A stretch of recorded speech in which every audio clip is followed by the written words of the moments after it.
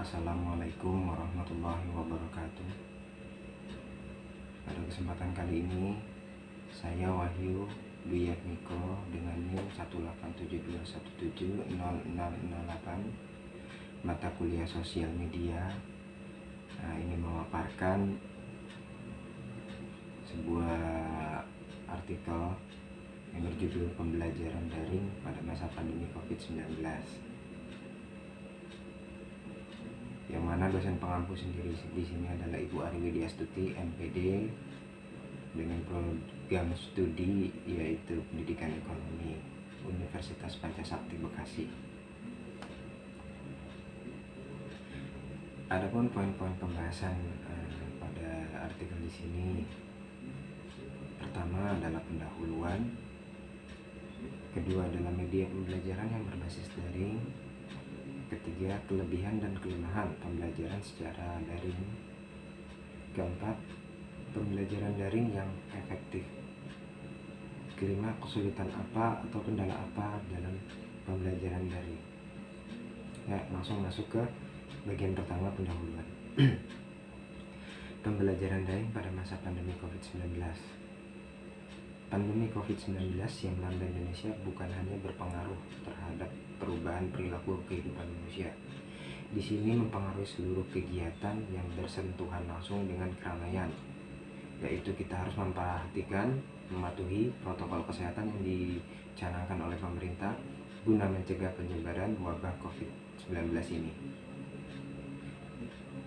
Selain perubahan perilaku kehidupan manusia, termasuk bidang pendidikan yang terkena dampaknya, yang semula belajar secara tatap muka bertemu langsung antara pendidik dan peserta didik, namun dengan adanya aturan pemerintah yaitu protokol kesehatan, sekolah wajib melakukan pembelajaran terkini menyesuaikan situasi yang ada, yaitu pembelajaran model online, daring atau dalam jaringan. Lebih familiar dalam bahasa tersebut. Dalam pembelajaran daring atau dalam jaringan, keterlibatan siswa di sini sangat penting. Siswa di sini sangat berperan aktif terhadap keberhasilan pembelajaran yang dilakukan secara daring. Kesadaran mereka untuk belajar adalah kunci keberhasilan dalam pembelajaran ini. Untuk menarik minat peserta didik, penggunaan media pembelajaran yang menarik, yang baik, itu pun sangat berpengaruh akan tercapainya tujuan pembelajaran di sini. Jadi media yang dipakai adalah media yang menarik dan juga mudah digunakan oleh siswa. Pembelajaran daring memberikan dampak bagi kita yang menjalankan. Salah satu dampak positifnya adalah guru dan siswa menjadi lebih mampu menggunakan aplikasi pembelajaran. Nah, dalam hal ini kan biasanya guru hanya konteksnya mengajarkan langsung saja, bertatap muka langsung. Nah, dengan adanya situasi di sini, menuntut aplikasi pembelajaran yang terkini yang harus dikuasai oleh guru dan mudah diserap juga oleh siswanya. Nanti akan dijelaskan di slide berikutnya. Pelaksanaan pembelajaran menjadi lebih fleksibel, sebab bisa dilakukan di mana saja di rumah. Dengan melakukan model pembelajaran daring di sini, siswa dan guru dapat melakukan proses pembelajaran di sini bebas tanpa terikat. Tempatnya di mana, waktunya disesuaikan. Bisa dilakukan di mana saja, tidak harus di sekolah. Namun nanti ada di slide berikutnya akan saya coba jelaskan.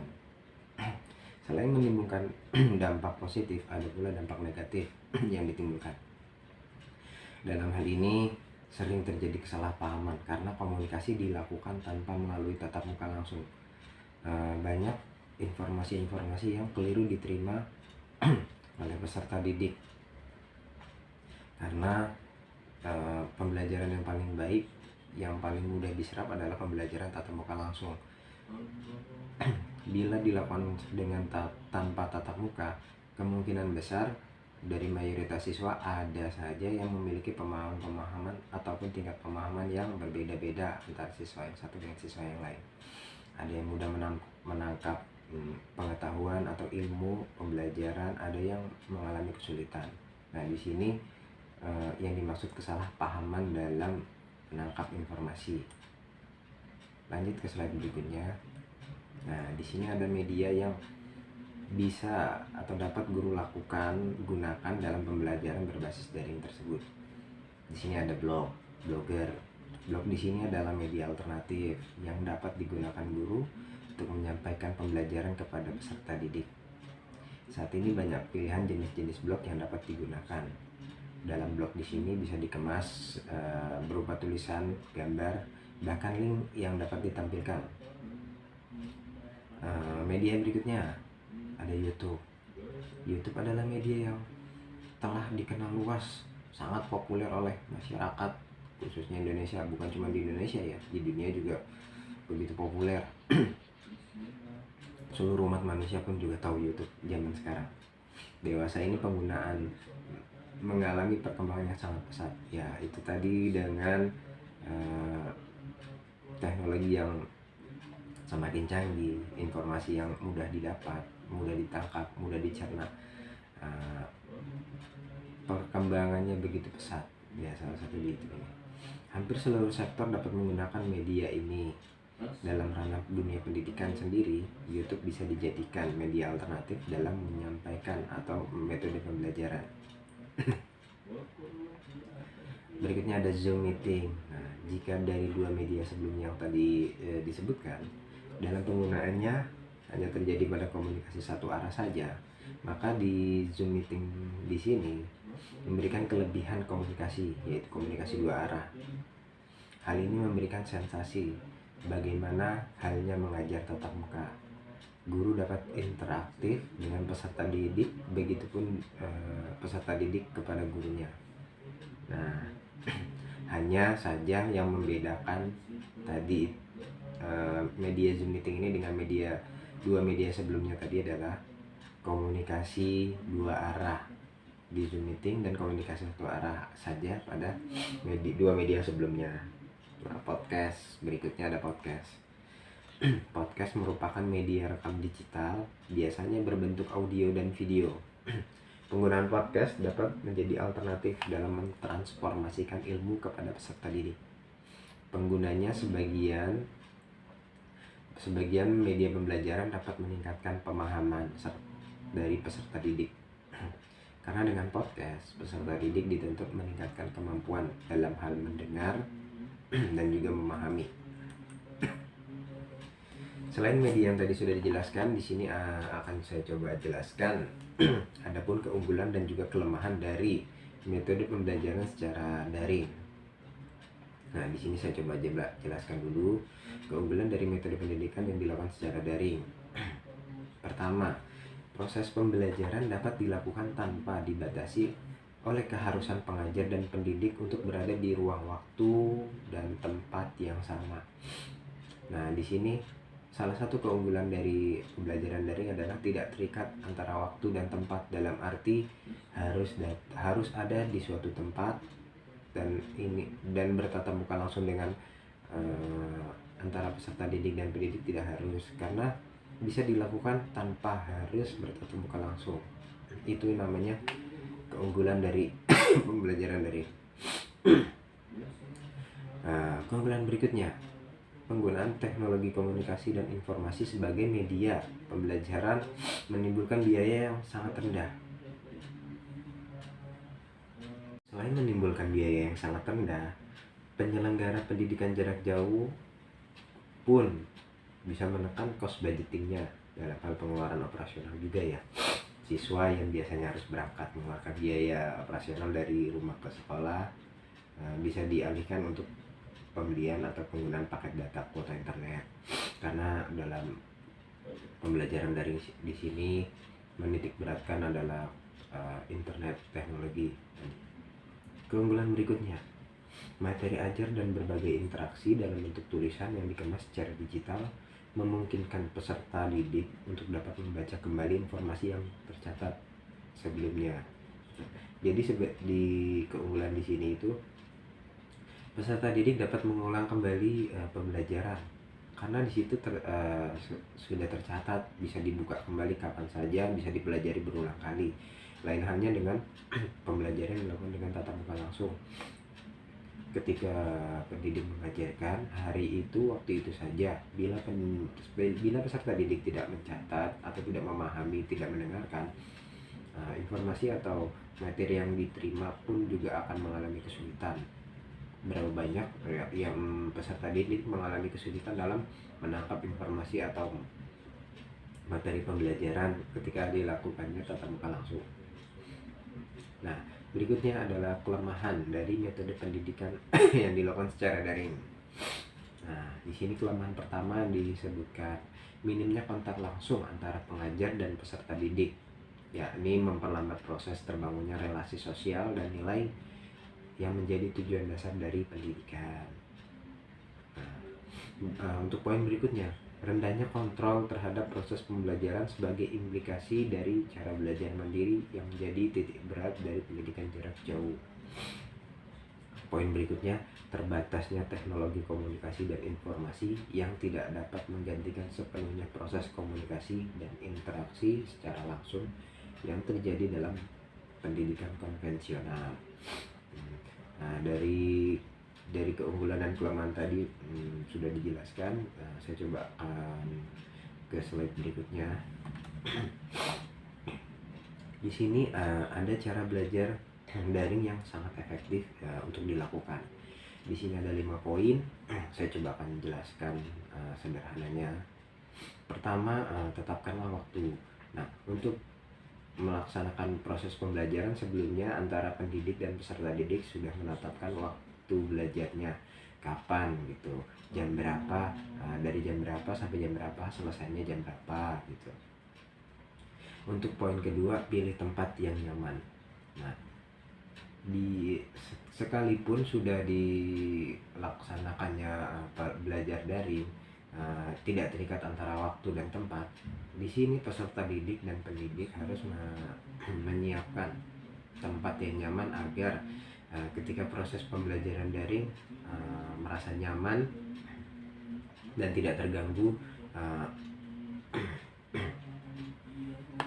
Untuk poin berikutnya, ketiga, siapkanlah peralatan ataupun perlengkapan yang diperlukan. Nah, di sini siswa dan guru harus menyiapkan peralatannya gitu. Ya, biasanya di sini menyiapkan apa? Kalau proses pembelajaran daring kan biasanya menyiapkan laptop, HP, dan yang paling utamanya adalah tersambung dengan koneksi internet. Kuotanya juga lebih banyak gitu. Untuk poin yang keempat, tetapkan aplikasi yang dipakai. Nah, di sini harus ditetapkan dulu aplikasi apa yang akan dipakai dalam proses pembelajaran daring. Tadi sudah disebutkan, ada bisa melalui blog, ada bisa melalui YouTube, Zoom meeting, atau bisa melalui podcast.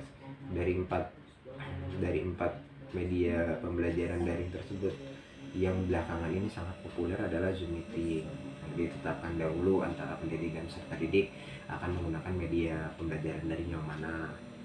Berikutnya adalah komunikasikan dengan pengajar dan teman belajar. Nah, dari semua poin di sini, komunikasi antara pengajar dan teman belajar pun tidak kalah pentingnya agar terciptanya pembelajaran daring yang efektif.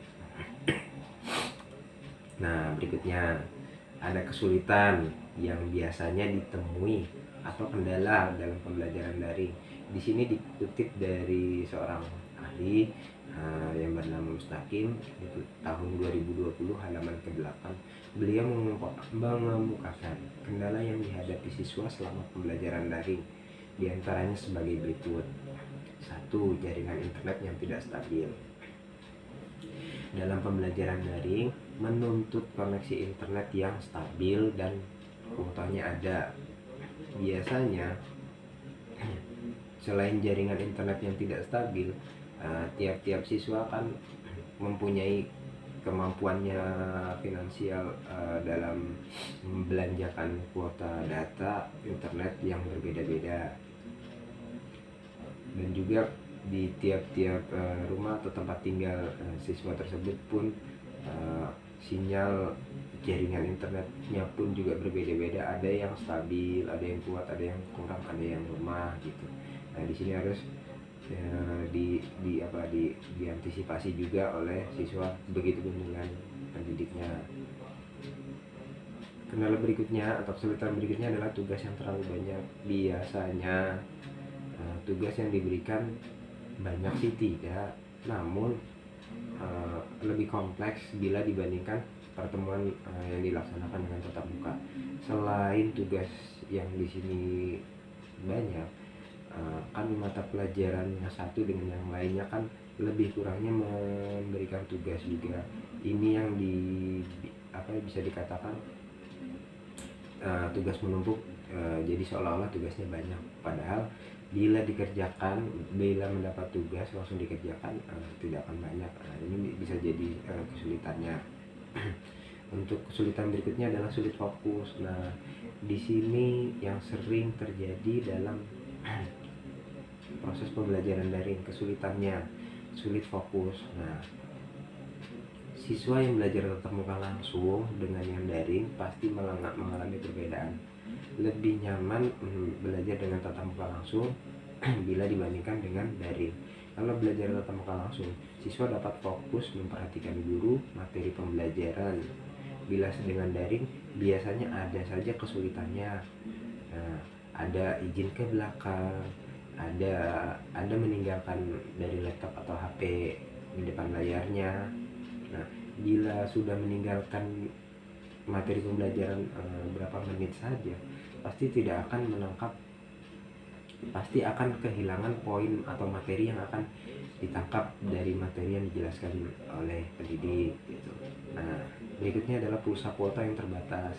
Nah tadi ada kaitannya dengan poin yang pertama, jaringan internet yang tidak stabil. Nah kuota data yang terbatas. Nah setiap siswa punya kemampuan yang berbeda-beda dalam